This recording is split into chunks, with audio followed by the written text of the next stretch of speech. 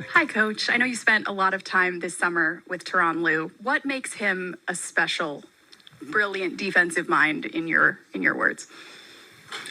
I've never met anybody like Ty who can decipher what just happened in real time. Most of us coaches, we have an idea of what happened, but to see what all five guys are doing, you got to look at the film, and maybe it reinforces a hunch, or maybe it shows you that you were wrong.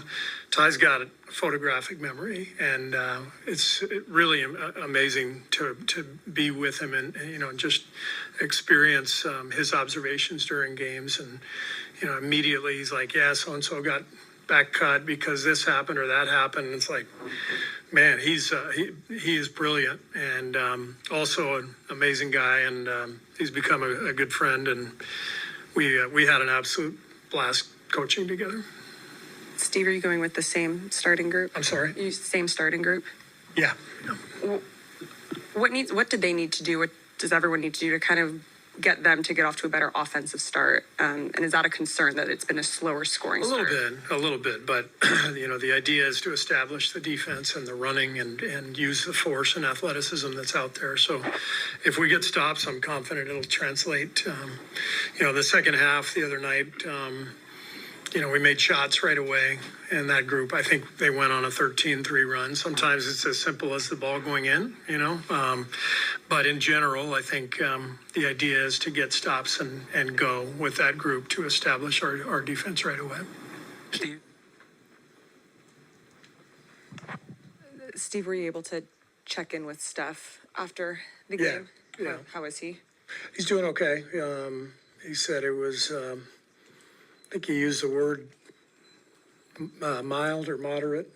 He's obviously sprained that ankle many times before, so he doesn't think it's too bad, but obviously, it's a concern. He's going to get an MRI tonight.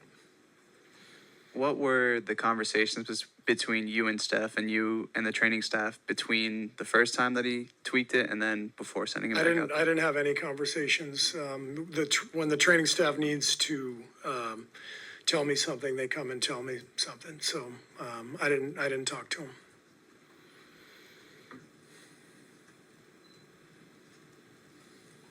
What did you think of, I guess, how you guys climbed back and then what went wrong late? I loved our fight. I thought Loon came in and just lit a fire under us. I thought that was the first time the whole night that we really competed at both ends. I thought, Clippers came in, and I give them a lot of credit. They were great defensively, forced a lot of turnovers, really got into us. And we didn't handle the pressure very well, turned it over way too many times. We've got to understand it's most games are, like this. Like they're going to come down to a handful of possessions, and if you give 10 possessions away, it's going to be really hard to win. And I thought we gave 10 possessions away. Steve, what did you think of your closing five? Podz, Buddy, Looney, JK, Wiggins, and their fight at the end? Yeah, they did a great job of, I think we got it to within one, if I'm not mistaken. We had our chances. They hit a couple big shots, and, they deserved to win that game. If we had been able to come back and win, it would have been fantastic. But the right team won, the way they competed, and especially coming off a back-to-back, being in Denver yesterday. The Clippers were fantastic, and we were not.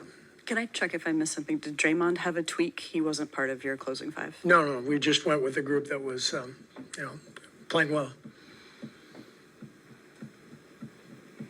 Steve, if Steph isn't able to go, who do you turn to offensively? I don't know. We'll see. I mean, Wiggs is off to a great start and had a big night tonight. He's an obvious candidate to, get the ball to more. And but we've got a deep team. We've talked about it. So we got a lot of guys who can play. We'll be ready. Steve, you guys had some trouble inside with Zubac. And is this size, and just what are the ways you can kind of combat that? Zubac is a hell of a player. He's gotten better and better. 23 and 17 tonight. Every time they needed a bucket, they seemed to get one from him. So, yeah, I mean, there's ways you can try to combat it. You can double team.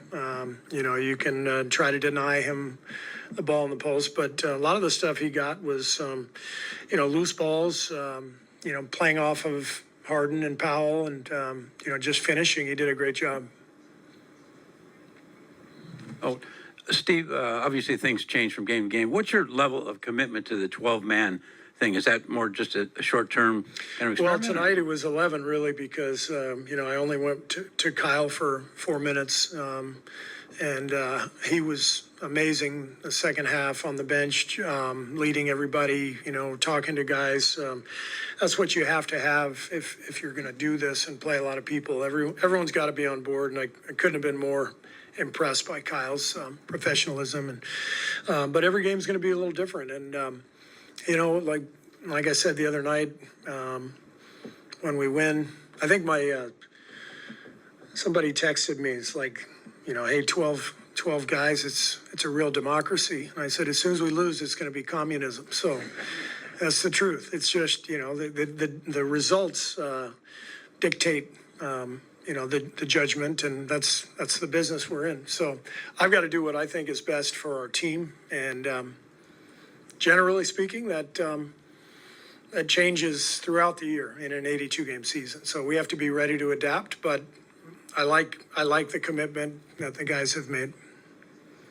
Steve, you brought up the turnovers. I think it was 21 turnovers, 19 assists. What got in the way after the ball movement really humming the first 2 games? Well, number one, their defense. Clippers were great defensively, but we got really loose with the ball, and we made some careless plays. And they're a very athletic team, very well coached, and so they were in spots to bother us. And but like I said, I thought there were about 10 possessions of unforced turnovers, and that's on all of us. Me too, and myself included, to make sure we're executing and getting our work in to be able to execute under duress. It was pretty clear that Buddy was in boldface on the scouting report. I mean, they were all over him, and he didn't really get a break until Steph came in and joined him. Is that something you anticipated, that maybe when that happens, putting him with Steph kind of breaks up the opposing defense a little bit? Yeah, I mean, they're going to be a great combination. Buddy, this was first tough shooting night Buddy has had. Even in the preseason, I think he was lights out. So there's going to be nights where the ball doesn't go in, but Buddy's going to finish a lot of games for us, and obviously Steph will finish, any close game. So they'll be together quite a bit. A lot of Kuminga shots right now are kind of, threes or mid-range. Like, what do you need from him, or what do you guys need to do to kind of unlock particularly some of his downhill stuff, at the rim stuff? Yeah, I mean, it's last year we obviously played smaller with JK at the 4 and Draymond at the 5, and so he had a lot more space. And this year we're obviously trying to play bigger, which puts him at the 3, but it's not a great spacing lineup. So we've got to, we've got to execute better in the half court, especially against a great defense like the Clippers have. And that's on us to put in the work. And as we do that,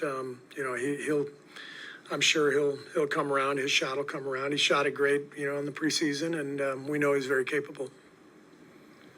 Coach, you went to the 12 men in the first half. You didn't play Kyle in the second half. Do you think that's a pattern that might emerge? This is the first close game, obviously, that you've had, to where you might play 12 in the first and then kind of see what's working and narrow it down. It's definitely easier to play 12 in the first and see where the game is. So maybe that happens, but maybe we play like we did in Utah and Portland, and all 12 play. Who knows? Steve, how much do you like Andrew Wiggins' aggressive? He attacked ring, he was area. Yeah, he's great. Wiggs had a big night. Loved his confidence, his aggressiveness. He's feeling good about his game. Really prepared himself well this summer, and he's going to have a big year. Thanks.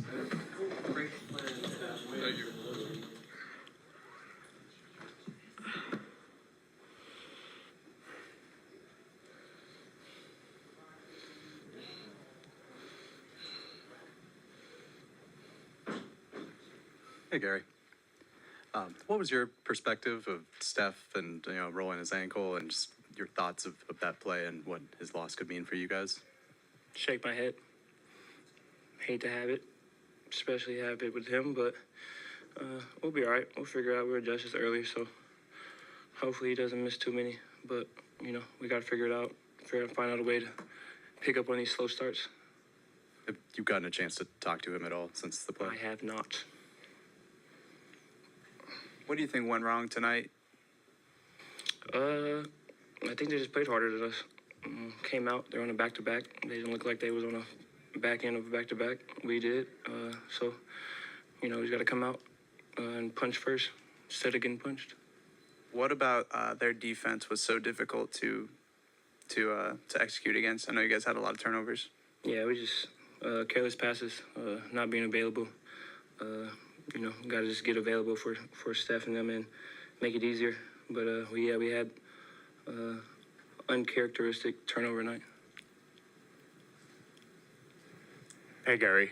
Are you seeing a difference in Wiggins' demeanor and play with practice, or is this just something that's kind of been there the whole time for him?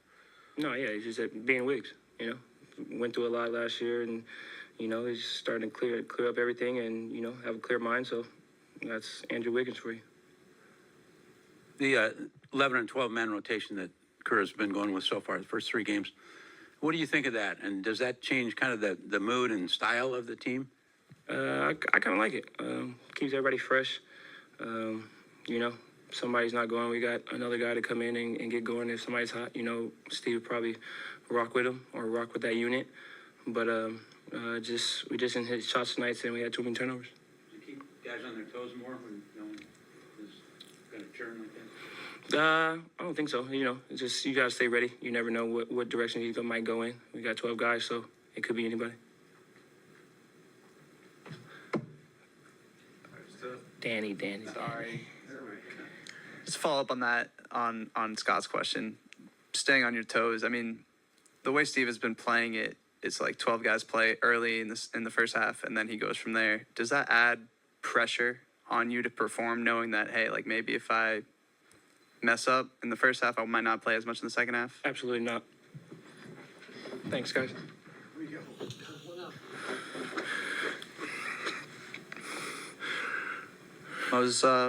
What made their defense so tough tonight, just with the turnovers? A lot of them was careless mistakes on our part. Just having to slow down, make the right play, and just put effort into the details, the small things. Gary said that they out-hustled you. They had more energy than you guys. Do you agree with that? It was times in the game where we definitely felt dead out there, and they did have energy, so that could have had something to do with it. What did you make of what Wiggins did tonight, and what have you seen from him behind the scenes? That's the player Wiggs is. I've been seeing him since I got here. He can knock those shots down. He can get to his spot. He can score the basketball and play both ways. So I was happy to see him do what he does. That's what he be doing in the one. So. Hey, Moses, what was your perspective on the plays where Steph was kind of dealing with his ankle? And, I mean, what's going through your head as you see that going on? He didn't look like he was like a time where something serious going on. He walked on it. He said he didn't go in the back for a while. And he stayed on the bench doing his ankle stuff, so I was confident in him. Who has to, kind of step up and score if he does have to miss time? Like, how do you guys? I mean, he's Steph Curry, right? How do you make up for that? I mean, you don't replace Steph Curry, but we do have a deep team, so that's what the numbers are for. Just having to be able to put on everybody, take on a little bit of what he does, and hopefully we can amount to close to it. You got to close a little bit tonight. You came in, I think, with a minute or two left. How much does it mean to you to know that the coaching staff trusts you to play in a spot like that? It's good to be on the floor when decision time, for sure. So just being able to have the opportunity to be out there and play at that time definitely is a good thing.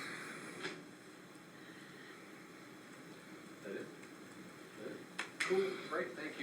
how they end up doing Wiggs in the locker room because he's still on the table. I'm not sure how quickly he's going to be. After the Hawaii game, both you and Steph just kind of reflected on Instagram of this being year 16 and all the battles that you guys have had. Just what comes to mind when you think back on the 09 class and all the battles that you and Steph have had over the years? It happened fast, but I think just the prime of, like, you know, that Rockets situation going up against, you know, that dynasty was just like, it was like real, you know, it was something to really look back on.